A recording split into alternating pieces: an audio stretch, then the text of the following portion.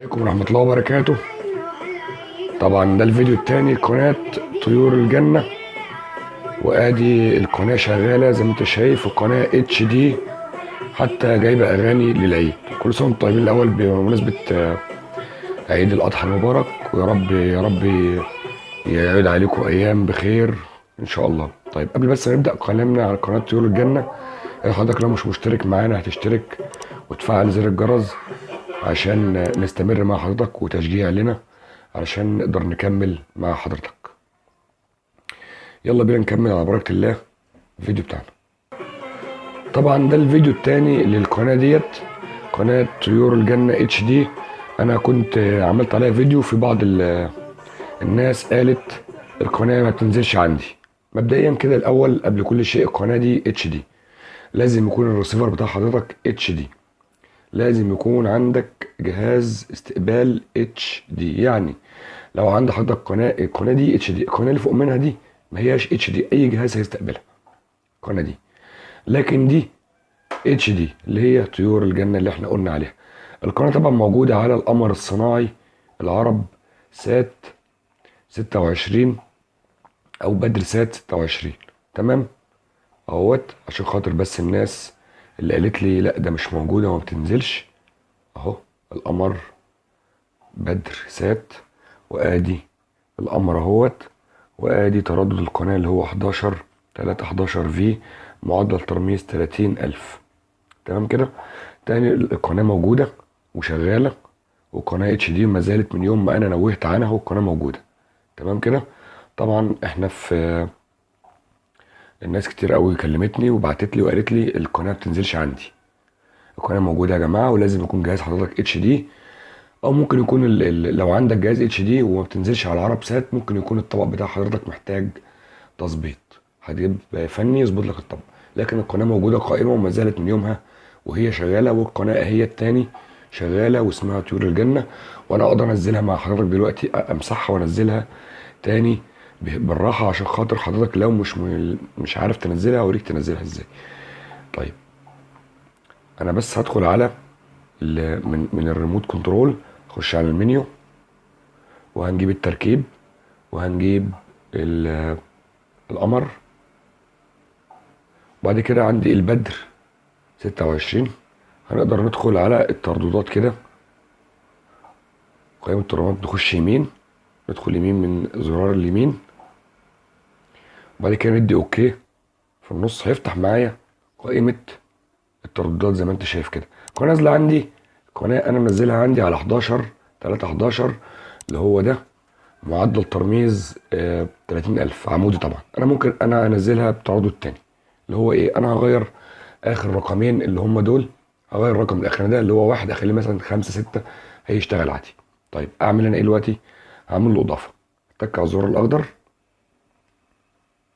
ده، وهو هنا كاتب لي اضافه بالاخضر، هتك على الزرار الاخضر، فده هو نقل اوتوماتيك على التردد ده هنا اهو. هبدا اكتبه من جديد اللي هو 11 من الريموت، 11 3 1 وليكن 5. عادي يا جماعه، الرقم الاخراني ده متغير مش لازم يكون ثابت. هنسيب دي زي ما هي عمودي، وهنكتب هنا دي 30,000 زي ما هي مكتوبة كده، أو أنا ممكن أكتبها تاني من جديد برضو من الريموت من الأرقام اللي هو 30,000 3 و4 أصفار زي ما أنت شايف كده. وهنزل أعمل لها بحث أهو. بص حضرتك هي هتطلع معايا على أهو، القناة نزلت قبل ما أديله نعم أو لا، القناة نزلت معايا أهي، وهديله نعم. هخرج هلاقي القناة موجودة معايا، يعني عندي التردد القديم أهوت اللي هو 11 3 11 موجود عليه القناة اهي. تمام. هفتح تاني القايمة وهنزل تحت على اللي انا لسه بحثه اهو، اللي هو 11 3 15.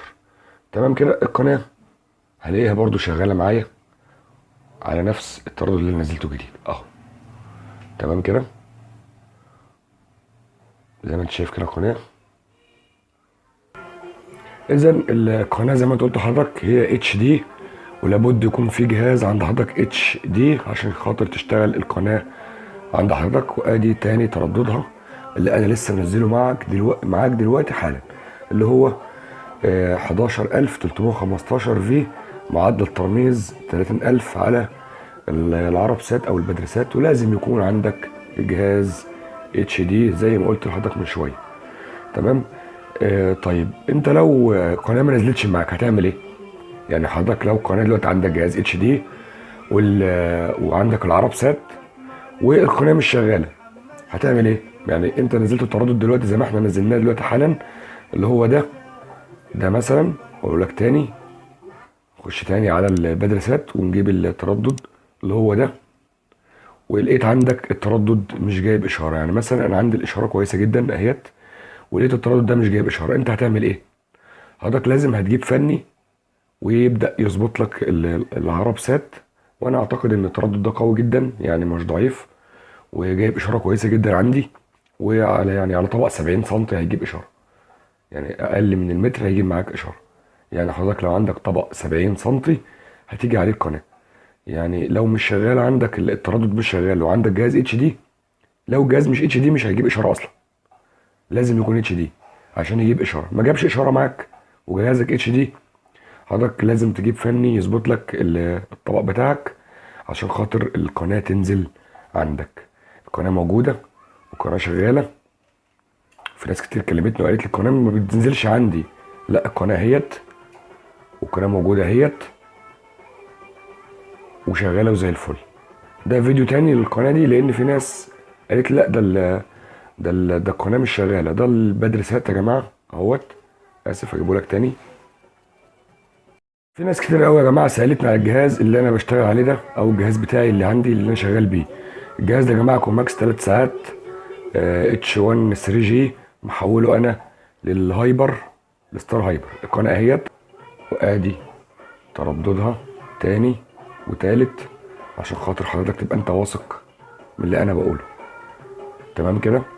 التاني، القناه محتاجه رسيفر اتش دي يا جماعه، مش اقل من كده. يعني ما ينفعش تجيب لي جهاز اس دي وتقول لي هنزل القناه. القناه ترددها قوي جدا وعلى العرب سات، والقناه شغاله زي ما انت شايف اهو، صوت وصوره. والقناه اتش دي صوره جميله جدا، صوره رائعه. وهي للاسف مشيت مع النايل سات، واحنا طبعا منتظرين ان هي ترجع تاني على النايل سات. وان شاء الله لو نزلت على النايل سات، لان القناه دي محبوبه ومشهوره للناس كلهم وفي الوطن العربي كله وغير الوطن العربي. القناه دي من اجمل قنوات اللي نزلت للاطفال في الوطن العربي، وقناه علمت وسمعت، وتقريبا كل البيوت لا غنى عنها وما تستغناش عنها. وانا عارف ان في ناس كتير قوي هتركب او هتجيب العرب سات عشان خاطر القناه دي فقط. فانا حبيت اعمل فيديو تاني ليها، لان في ناس بتقول القناه مش بتنزل او مش موجوده اصلا. لا، القناه موجوده. حضرتك لو ما نزلتش معاك القناه هتسيب لي كومنت تحت في التعليقات وانا هرد على حضرتك ان شاء الله باذن الله. ده كان فيديو للقناه دي تاني، ويا رب يكون الفيديو عجبكم، واتمنى يا رب يكون ان هو عجبكم. ولو حضرتك تاني مش مشترك معانا، يا ريت تفعل زر الاشتراك وزر الجرس عشان خاطر تشجعنا ونستمر مع حضرتك. ويا رب يا رب يا رب يكون الفيديو عجب حضرتك مرة تانية. والسلام عليكم ورحمة الله تعالى وبركاته.